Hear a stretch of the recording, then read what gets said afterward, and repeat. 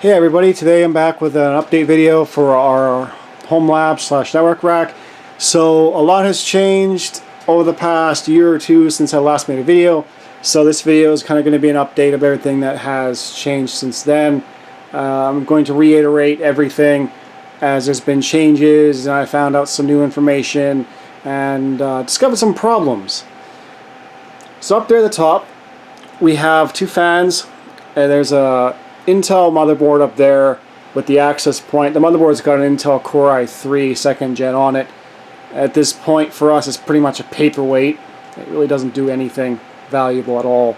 It's just too old. So in the box below that, this case here, we have a AMD Ryzen 5 1600 system with an AB350 Gaming 3 motherboard, 32 gigs of DDR4 2400 with the 128 gigabyte Sparks SSD and a Seagate hard drive, 250 gigabytes, 650 watt power supply and a GTX 770. The 770 and power supply is overkill, but I don't have any lower end parts to put in there just to get a display output, so I'm kind of stuck with that for the time being. That machine's running Proxmox right now. It's kind of a guinea pig. It's quiet, it's fast enough, so I'm just leaving that as is. That case is an Antec Sonata case, by the way. Complete garbage. Terrible, terrible case. The way the hard drive mounting is, the second side panel doesn't come off. It's got one fan mount in there. Terrible case. The only thing they did good was the door and the air filter in the front. The rest of it is just awful.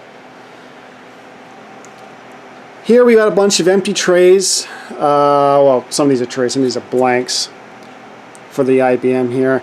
And this is an IBM X3650 Model 2 7947 with two LGA 1366 sockets with dual X5570s, 16 gigs of RAM, two power supplies, two 1 terabyte hard drives, two 320 gig WD Blues. Reliable machine. Works when we need it, but it's old and inefficient now, but it's still here to stay.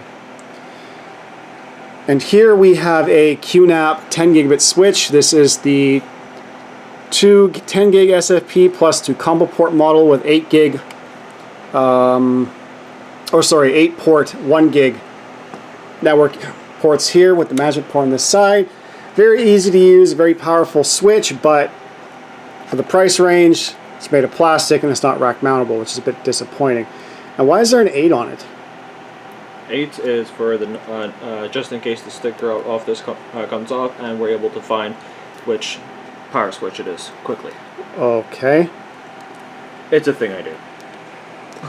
And here we have an HPE DL360 Generation 7 with, again, two LGA 1366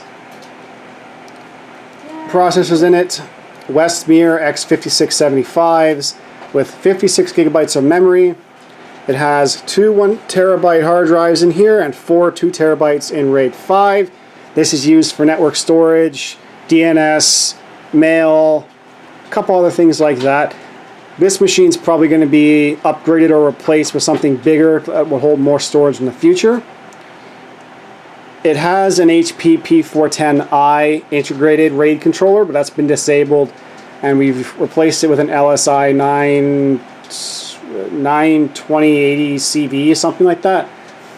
And it works pretty well for what it is. Battery wasn't too expensive, and yeah, works silent too. A lot of people say these machines are loud, but when this thing is running, I can't hear it whatsoever at all, unless it's under any kind of load. But even then, compared to this machine down here, I can't even hear this thing running at all. So my regret is I wish I had a 360 Generation 8, but I have a 380. So this is a DL380 from HPE with two Intel LGA 2011 sockets, V1 and V2 Xeon E5 processors. It's got one E5 2680 V2 in it. It had two, but I had to take one out to lower the power consumption. Now, I bought this machine for a decent price on eBay. Up here in Canada, These systems are not cheap at all. Like, I know some of you in the States can get these types of machines for like 200, maybe 300 bucks. Well, the thing is, this system cost me $500. It came with two E5 2650s, 128 gigs of RAM, 4 300 gigabyte hard drives, two 1200 watt 80 plus power supplies. And it ran when I got it, but now I discovered problems when I was upgrading the processors. The two sockets have damaged or misaligned pins. They have pins missing. DIMM12 processor 1 never initializes properly. So I'm kind of down some memory DIMMs here, so I kind of got to squeeze in whatever configuration I can get in here. And right now it has 96 gigabytes installed, and there is just these three drives are active. I don't know why this is not out all the way. Those are two 300 gigabyte drives. I was kind of playing with this for a while, and I just left it at that configuration, which I forgot to mention. This machine runs Proxmox. This machine also runs Proxmox. And both of these have 10 gig fiber network adapters in them. This one, however, the second 10 gig port is damaged beyond repair. It came like that. One port works, the second port doesn't. So if I want to go and use both ports, I have to replace the card that's in here, or actually just replace the SFP plus connection, which I'm not going to do. I'm just going to replace the whole card.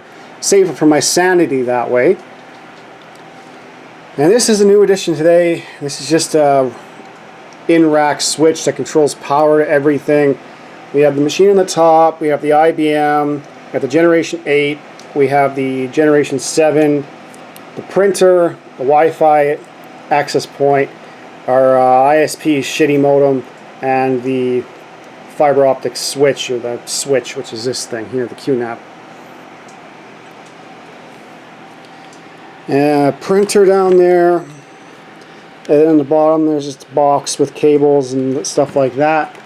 So that's that. So let's take a look at the side here. Now we did some cable management today. Of course it's not going to be great because we had to work with what we had. So that's kind of what that looks like there. Friend's got his mining rig down there with what, 3 or 4 cards in it? With 4 cards, 1080, 480, 2060, and a 5700 XT. With 6th gen i5 running on there. And this is the back. We could use different cables for these, of course, because it's short range, but we kind of had these cables already. So let's see if we can take a look inside this port here. You guys probably can't see that well, but the connector is just totally mangled. Can't really fix it. So yeah, there's the Proxmox machine on the top there, access point, back of the IBM, back of the DL360. This one's got 4 Ethernet ports on it, 2 10 gig. This is an addition Emulex 10 gig card we just got. 2 power supplies, which of course are different. I sold this machine to my roommate a while back, so kind of had to give him a better deal with the rails and all that because it was aging anyway. Here we have an add-in card because when this machine was purchased off of eBay, it didn't come with RJ45 network ports. It only came with fiber and ILO, and one of the 1200 watt power supplies is sitting right here for this one. So the same power supply configuration, 460, 1200. This system will not go over 300 watts on an average day when it's running, which is very rare.